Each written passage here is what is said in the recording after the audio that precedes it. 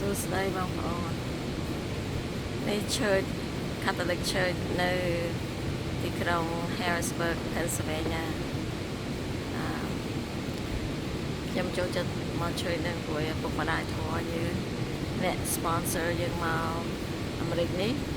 Mr. Mrs. Bob Birmingham and Joyce Birmingham godmother godfather គាត់ជា former FBI ប្រពន្ធគាត់ម្ដាយធម៌យើងធ្វើការនៅ church យើងមានបងប្អូនធម៌កូនចៅគាត់នៅរស់ឡើយប៉ុន្តែពួកគាត់ទៅអស់ហើយស្លាប់អស់ហើយពេលខ្ញុំនឹកពួកគាត់ខ្ញុំចូលចិត្តមក church ដែរស្អាតដែរ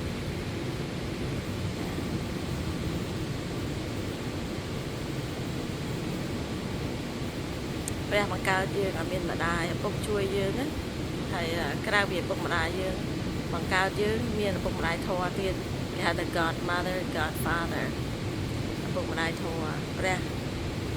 ស្រឡាញ់យើងមែនតើមានម្ដាយមានឪពុកហើយមានម្ដាយបង្កើតហើយមានឪពុកម្ដាយធម៌ទៀតពួកយើងមានសំណាងមែនតើបានតែកូនធម៌របស់គាត់អត់ភ្លេចទេបណ្ដាំពួកគាត់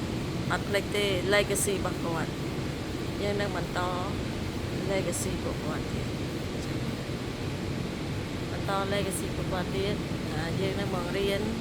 ក្មេងៗ financial education យើងនឹងជួយ raise fund ដើម្បីជួយ church អូខេយើងអធិដ្ឋានឲ្យព្រះបង្ហាញផ្លូវព្រះបើកផ្លូវពួកយើងដើម្បីបានជួយ church ជួយមនុស្សជួយកូនសិស្សទាំងអស់គ្នាអូខេ May you be blessed ជូនពរបងប្អូនអស់គ្នាអ្នកណាចង់មកលេងស្អាតណាអូខេយើងការទៅមកដល់គេជួយយើងឥឡូវយើងធំយើងចាស់យើងរៀនសូត្រចេះដឹងយើងជួយពួកគេវិញជួយពួកគាត់អ្នកក្រឬក៏ក្មេងសាក្រោយជួយ church អូខេតាក់ទងមកអ្នកណាខ្លះនៅម្ដុំនេះចិត្តនេះគេមាន Catholic Church គេមាន Catholic School សម្រាប់បរិញ្ញាក្មេងកាលពួកយើងឆ្នាំ1980ជាងពួកយើងទៅសាលាណាគេ we went to the same school CCD ក៏ CCD CCD class Sunday class and ឥឡូវនេះយើងអាចបង្រៀនពួកគាត់វិញអូខេបរិញ្ញាពួកជនភៀសខ្លួនទៅមកអត់ចេះអង់គ្លេសឬក៏បរិញ្ញាក្មេងៗនៅសាលាជា volunteer បានអូខេអ្នកណាចង់ដឹងចង់ចូលរួមតាក់ទងមកខ្ញុំណាជូនពរព្រះអង្គប្រទានពរសុខភាព and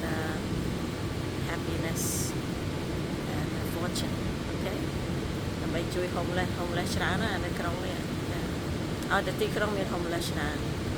ចាំអធិដ្ឋានទាំងអស់គ្នាឲ្យព្រះបើកផ្លូវបង្ហាញផ្លូវយើងទាំងអស់គ្នាណាសូមអរគុណ